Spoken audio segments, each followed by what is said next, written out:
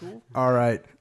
Now here's another one. So when I retired from the Navy and got out and started the consulting business, working, and one of my risk-averse friends that was staying in the military for its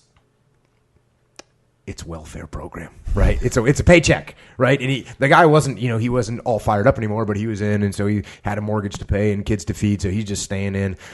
And he kind of looked at me when I was getting out, and I said, well, yeah, man, I got bills to pay too, but I'm going to go and get after it somehow. And he said, what are you going to do if the business doesn't work and you end up, you're going to come back in, and what are you going to do? You won't be able to get back in, blah, blah, blah, blah. And I said, bro, worst case scenario, everything goes to hell. Guess what I'm going to be doing? I have an RV. I will be in my RV with my family. We'll be driving up and down the coast of California, raiding jiu-jitsu schools and training, and I'll be surfing. And it's all good. And it won't cost me barely anything to do that. My retirement will cover. It'll be good to go. You got a backup plan like that? Well, let me rephrase that. If you needed a backup plan like that, what would it be? This is one of my favorite topics.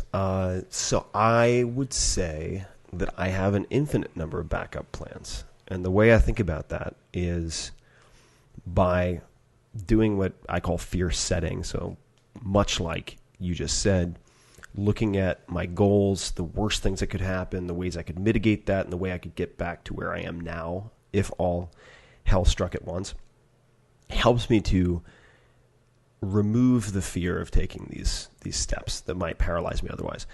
The second part is by, say, practicing fasting, practicing spending no money for certain periods of time.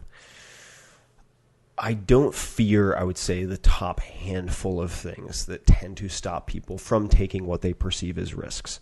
The other very important thing is that risk has a very specific meaning for me. And I realized early on that people talk about risk tolerance, taking risks, but if they don't define it clearly, it can end up being paralyzing in how nebulous it is. So for me, risk is very simple. It is the likelihood of an irreversible negative outcome. That's it. So most things I do, even though people look at it, they say, oh my God, this guy's investing in speculative startups when it's just one guy and an idea. Man, he's a risk taker. I don't view myself that way at all. I view myself as, if anything, someone who's has taken a lot of time to get good at mitigating risk. I'm a risk mitigator. And in the case of, say, speculative investing, I am only using money that I can comfortably afford to lose. Mm-hmm. And for me, backup plan, similar to yourself. Throw my dog in an RV, get some instant oatmeal, sleeping bag. Yosemite's right in my backyard. Mm-hmm. I don't know, go find some dirtbag climbers and hang out there. Good to go. Yeah, go hang out with my parents, get to see more of them, go for a run in the woods. Yeah. While I'm trying to figure out the next step. And you had that attitude when you were taking more legitimate risk. I mean, right now, obviously, you're pretty good to go. Mm-hmm. But in the beginning, when you moved out to the West Coast, yeah, you had to have the similar attitude of, because I know I did that attitude for me freed me. Yep. Like, oh, worst case scenario, I lose everything. Cool. I'll still have my RV. It's paid for. Yeah. We're good. Yeah, totally. I had that attitude. Got more surfboards than any other human should ever have. But it's all... and knives and surfboards. We roll deep.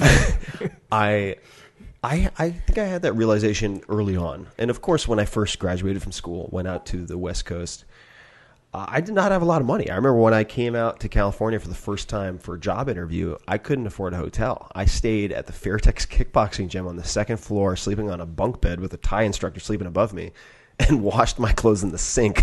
Good to go. And I was happy. I was fully content. I didn't feel like I was missing anything. And but let's not kid ourselves. I mean, when I first moved out, it was 1999. This is at the peak of the bubble. Rental prices are out of control. And I was making $40,000 a year pre-tax. And get some. Yeah. And my office, my desk was in the fire exit. I mean, it was completely illegal. I had to I had a pretty slick setup, but it was very low budget. And But really what I think freed me on some level is realizing, and this, hopefully this doesn't sound prickish or arrogant or whatever, but no matter what difficulties might befall me, whatever unemployment might come my way, there are people with fewer resources, with less education, who have figured it out before and survived. Yeah. So if dozens or hundreds or thousands of millions of people have figured this out, I'm going to come out the other end and be fine. Yeah, So that was very reassuring to me. Yeah, that is a good one.